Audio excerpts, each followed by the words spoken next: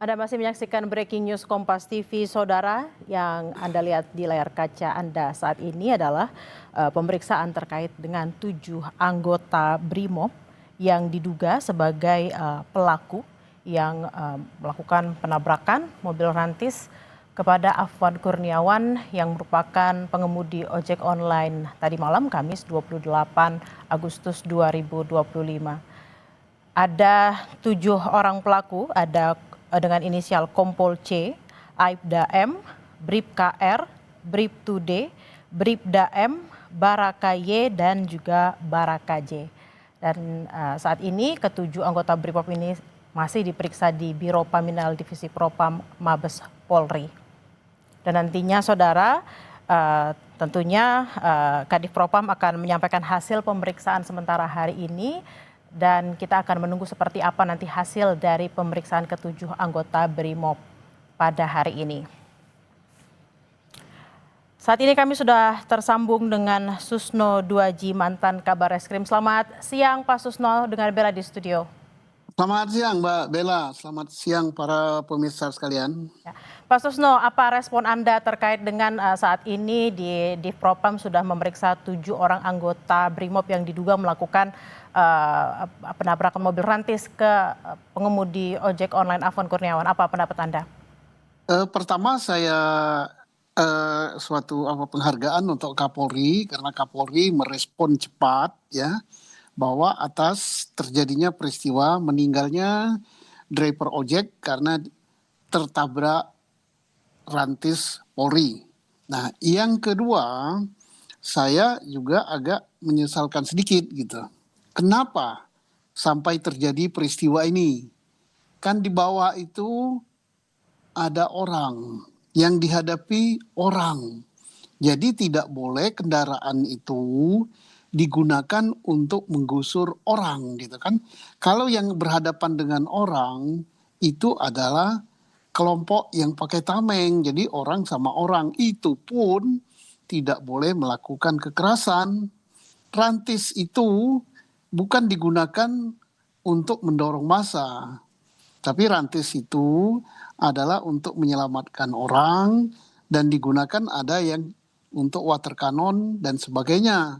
Nah, inilah, dan juga kita harus pemeriksa harus betul-betul memeriksa gitu. Apa petunjuk yang diberikan oleh komandan lapangan atau penanggung jawab terhadap anak buah di lapangan yang melakukan pengamanan unjuk rasa. Ingat ya, ini bukan pembubaran unjuk rasa, tetapi pengamanan unjuk rasa. Mengapa unjuk rasa diamankan? Supaya unjuk rasa ini yang merupakan sarana menyampaikan pendapat dalam sebuah negara demokrasi itu dilindungi oleh konstitusi dan dilindungi oleh undang-undang dasar. Jadi unjuk rasa itu bukanlah sesuatu perbuatan melanggar hukum dan bukan sesuatu yang dilarang, tetapi sesuatu yang harus dilindungi. Mengapa harus dilindungi? Itulah ciri daripada negara demokrasi. Jadi aparat, siapapun juga, Polri, TNI, Satpol PP, dan sebagainya, segenap warga negara Indonesia, termasuk anggota DPR, harus merubah mindset itu bahwa negara ini sejak ada reformasi sudah menjadi negara demokrasi. Tidak bisa lagi kita, bahwa unjuk rasa itu melawan pemerintah, bahwa unjuk rasa itu bertentangan dengan ini. Nggak bisa. Pemilik negeri ini adalah rakyat. Rantis itu dibeli dengan uang rakyat.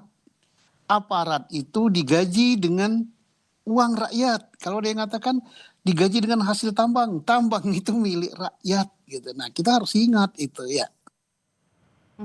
Pak Susno, lalu kalau tadi Anda mengatakan bahwa memang tidak seharusnya menggunakan rantis untuk mengamankan unjuk rasa, seharusnya rantis ini dipergunakan di mana, Bapak? Rantis digunakan untuk mengamankan unjuk rasa, tetapi bukan untuk mendorong membubarkan massa. Dia ditempatkan di suatu tempat tertentu sesuai dengan kondisi lapangan. Dia harus hadir di situ. Tapi tugasnya bukan untuk membubarkan ya. Membubarkan didorong dengan rantis bukan. Yang untuk menjaga supaya massa tidak menabrak pagar, yang untuk menjaga agar massa tidak anarkis gitu kan, dijaga oleh pasukan yang pakai tameng itu. Rantis di mana? Rantis di belakangnya gitu. Jadi bukan untuk menggusur massa gitu. Mhm. Lalu Pak Susno, ini kan hingga saat ini ada 7 anggota BRIMOB yang sudah ditangkap gitu ya. Dan salah satu pelakunya adalah kompol gitu. Apakah kemudian nantinya akan ada penambahan terduga tersangka seperti itu karena misalnya mengarahkan untuk menggunakan rantis tidak semestinya? Ya, si pemberi pemerintah. Pertama yang paling bertanggung jawab adalah penanggung jawab lapangan. Bukan sopir rantis itu. Bukan drivernya. Penanggung jawab lapangan siapa? Kemudian rencana pengamanannya seperti apa? Itu harus diperiksa. Kemudian komandan lapangannya siapa? Kemudian yang memberi perintah rantis bergerak itu siapa? Itu yang bertanggung jawab, baru nanti sampai kepada Bayangkara yang ada di dalam rantis. Kalau yang ada di dalam rantis itu dia hanya menurut perintah gitu. Lalu kalau kita lihat kan ini memang ketujuh anggota BRIMOB ini sedang diperiksa di Propam Polri. Biasanya Bapak jika ada dugaan-dugaan melakukan tindakan-tindakan tertentu terkait dengan anggota kepolisian, apa saja tahapan-tahapan yang dilaksanakan oleh Divpropam Polri? Tahapan yang pertama di Propam Polri memeriksa rencana pengamanan. Kemudian siapa yang membuat rencana pengamanan itu. Kedua, di Propam Polri memeriksa penanggung jawab keamanan. Yang ketiga, baru di Propam Polri memeriksa siapa yang memerintahkan gerakan-gerakan itu. Gerakan pasukan itu adalah komandan kompinya atau komandan pelotonnya, termasuk gerakan dari rantis. Baru nanti terakhir memeriksa driver daripada rantis tersebut. Nah, apakah masih akan berkembang lagi yang lain? Tergantung gitu, tergantung hasil pemeriksaan. Nah, hasil pemeriksaannya apa sanksinya? Sanksinya sesuai dengan tingkat pelanggaran yang dilakukan. Nah, bisa juga sanksinya mengarah kepada kriminal, sanksi kriminal, yaitu bisa di sidang kriminal, tapi tidak meninggalkan sidang kode etik yang dilakukan, karena ini pelanggaran terhadap profesi kepolisian gitu. Mhm. Pak Susno, apakah memang jika nanti ada yang melaporkan ketujuh anggota BRIMOB ini, apakah memang harus menunggu sidang etiknya selesai terlebih dahulu, sambil juga misalnya ada laporan-laporan pidana lainnya, Pak Susno? Tidak perlu ada laporan. Polri tahu itu, jangan sampai Polri berdalih kita menunggu laporan, tak perlu laporan. Karena ini bukan delik aduan. Siapapun yang menemukan, apalagi Polri yang menemukan langsung di lapangan peristiwa ini, ya tindak lanjuti. Apalagi secara organisatoris komando tertinggi dari Polri, Bapak Kapolri sudah perintahkan periksa tuntas, pendek perintahnya. Tuntas itu artinya segala aspek diperiksa, aspek pelanggaran profesi diperiksa, aspek pelanggaran disiplin, aspek pelanggaran pidana, periksa semua. Mhm. Lalu apakah memang sanksi yang akan diberikan bisa berujung kepada pemecatan juga, Pak Susno? Sangat-sangat bisa, karena ini nyawa yang sudah melayang gitu. Sangat bisa. Saksi administrasi kode etik profesi bisa dipecat, dan juga saksi pidana itu tergantung hakim yang menyidangkan. Nah, kabelmu. Enggak, maksudnya gini, kan ini nggak boleh jadi siap loh. Lalu Pak Susno, ini kan juga di sejumlah daerah tampaknya memang para pengemudi ojol mungkin karena mereka merasa juga harus ada aksi solidaritas karena ada rekan mereka yang juga kemudian menjadi korban. Apa yang harus dilakukan terutama kepolisian supaya hal-hal yang tidak akan terjadi lagi dan menekan aksi-aksi massa ini, Pak Susno? Pertama, walaupun sudah disampaikan oleh seluruh pimpinan Polri, tapi saya tidak salah untuk mengingatkan kepada seluruh anggota Polri, termasuk siapapun yang mengamankan di lapangan, bahwa ingat, namanya bukan pembubaran, bukan penghalangan, bukan meniadakan unjuk rasa, tapi mengamankan unjuk rasa. Pengertian mengamankan itu apa? agar apa aspirasi dari masyarakat yang mengadakan unjuk rasa itu bisa disampaikan dengan baik. Nah, aspirasinya bisa disampaikan dengan baik, jadi diamankan siapa? Mereka itu diamankan, bukan dibubarkan. Nah, diamankan, dipersilakan menyampaikan aspirasinya apa, tapi dengan baik, tidak boleh anarkis. Anarkis apa tidak tergantung cara ngamankannya. Nah, bila perlu difasilitasi, misalnya ke DPR, ya anggota DPR pun harus sadar dong, mereka rame-rame datang dari berbagai penjuru itu untuk Betul, berkomunikasi kepada DPR. betul sekali Bapak. DPR itu wakil rakyat, rakyat yang milih.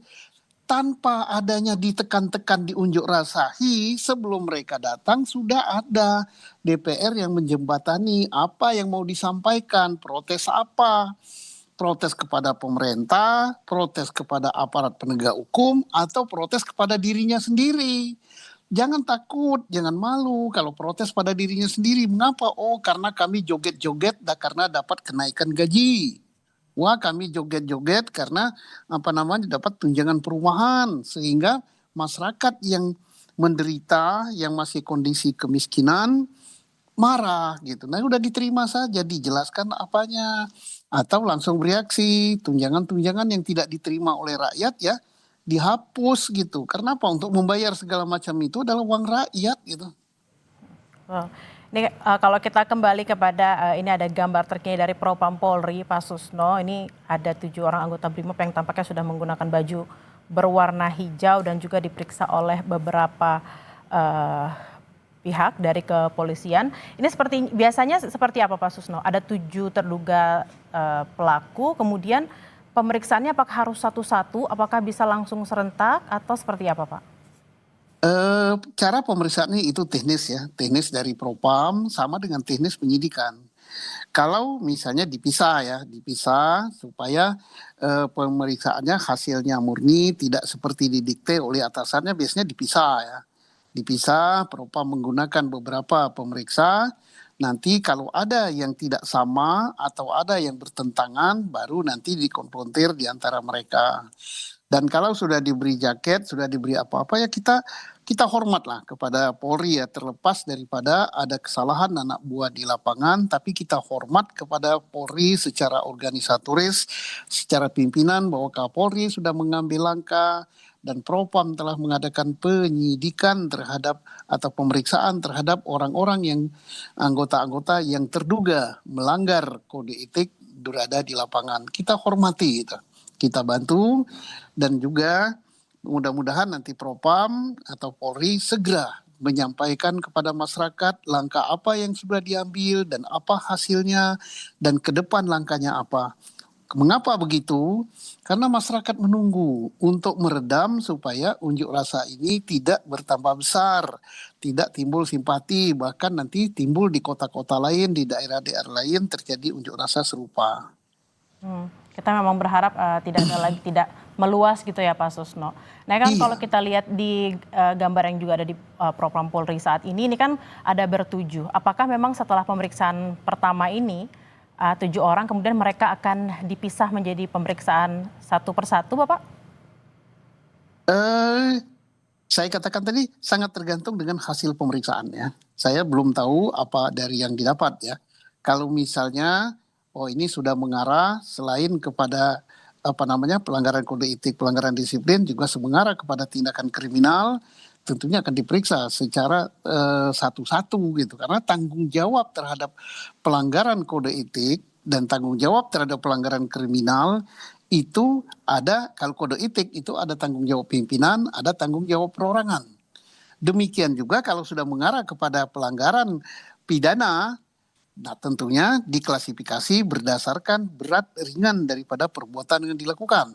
Oh, pimpinan tanggung jawabnya sekian, maka pasal yang akan dikenakan adalah ini. Oh, yang nyopir dia adalah di bawah perintah, maka pelanggarannya sekian. Nah, itu akan dipisah-pisah, semuanya harus diperiksa itu, perorangan berita acaranya. Mhm. Lalu kaitannya dengan nantinya jika setelah selesai diperiksa pasti tentunya ada penetapan tersangka. Biasanya Pak, dari misalnya sekarang kan sudah diperiksa ada 7 anggota BRIMOB nih. Apakah memang ada kemungkinan ketujuhnya menjadi tersangka atau mungkin bisa berkurang atau mungkin bisa bertambah Pak Susno? Bisa berkurang dan sangat mungkin bertambah. Kenapa saya katakan sangat mungkin bertambah? Kalau untuk provisi ya, pelanggaran kode etik provisi itu nanti bisa sampai ke jalur komando, akan diperiksa Renpam namanya. Renpam itu rencana pengamanan. Bagaimana rencana pengamanan sebelum kegiatan melepas pasukan sebanyak sekian ke lapangan itu ada rencana pengamanan. Nah, rencana pengamanannya apa? Cara bertindaknya bagaimana? Apakah rencana pengamanan dan cara bertindak itu sudah disampaikan kepada pasukan yang terbawa? Apakah mereka sudah mengerti? Jadi tidak bisa pimpinan itu goyang-goyang saja di kantor atau di tempat yang tidak panas karena dialah yang penanggung jawab utamanya. Jadi jangan hanya dibebankan kepada pimpinan yang ada di lapangan gitu. Kalau di lapangan paling AKBP atau Kompol, tapi di balik itu siapa? Berarti ada kemungkinan sangat mungkin bisa bertambah terkait dengan rantai komando tadi itu ya Pak Susno. Lalu Sangat mungkin. Ini karena kita Kapolri juga sudah mengatakan akan bertindak cepat terkait dengan penyelesaian kasus ini agar lebih terang benderang dan juga melibatkan pihak eksternal supaya memang benar-benar bisa terbuka dan hasilnya bisa dilihat oleh masyarakat. Nah, terkait dengan itu biasanya berapa lama Pak proses pemeriksaan ini sampai nanti akhirnya akan masuk ke sidang etik? Paling lama kurun waktunya dan paling cepat biasanya berapa lama Pak? Bisa cepat kok, bisa 2 minggu sudah masuk, bisa. Dan tadi kita bagus sekali ya, tadi ada katanya Kapolri akan melibatkan pihak eksternal. Ya bagus, ya itu berarti ini menunjukkan bahwa Polri terbuka, ingin transparan. Biasanya yang dilibatkan itu siapa? Adalah dari Komnas HAM, Komnas HAM, gitu. betul. Kemudian Komisi 3 DPR yang mengkoordinir Polri, kemudian siapa lagi? Pengawas Polri, Kompolnas gitu. Dan mungkin pihak-pihak lain dari akademisi gitu yang diundang gitu. Itu bagus. Nah, tentang lama atau tidaknya untuk sidang kode etik itu bisa cepat. Karena itu internal Polri. Tetapi kalau sidang pelanggaran pidana itu tergantung juga, tergantung siapa, cepat penyidikannya, selesai pemberkasan, itu masih tergantung kepada jaksa penuntut umum. Tergantung juga kepada pengadilan kesiapannya. Tetapi penyidikannya bisa cepat. Tadi juga ada info dari jurnalis Kompas TV, Zevanya Situmeng yang ada di Divpropam mengatakan bahwa tadi juga sudah ada Komnas HAM yang hadir untuk melihat jalannya pemeriksaan. Biasanya kalau memang ada pihak eksternal seperti ini Pak, sejauh mana mereka bisa ikut dalam pemeriksaan? Nah, pertama tadi selain penghargaan sangat bagus, mereka memantau. Kalau Komnas HAM kan tidak mencampuri jalannya penyidikan atau jalannya pemeriksaan. Tidak boleh dia, karena dia bukanlah pemeriksa untuk apa kepelanggaran tentang kode etik profesi. Itu ranahnya Polri. Tetapi karena ini menyangkut suatu peristiwa di lapangan, Komnas HAM hanya mengamati sejauh mana terjadinya pelanggaran terhadap hak asasi manusia. Apakah melanggar HAM ringan ataukah HAM berat gitu.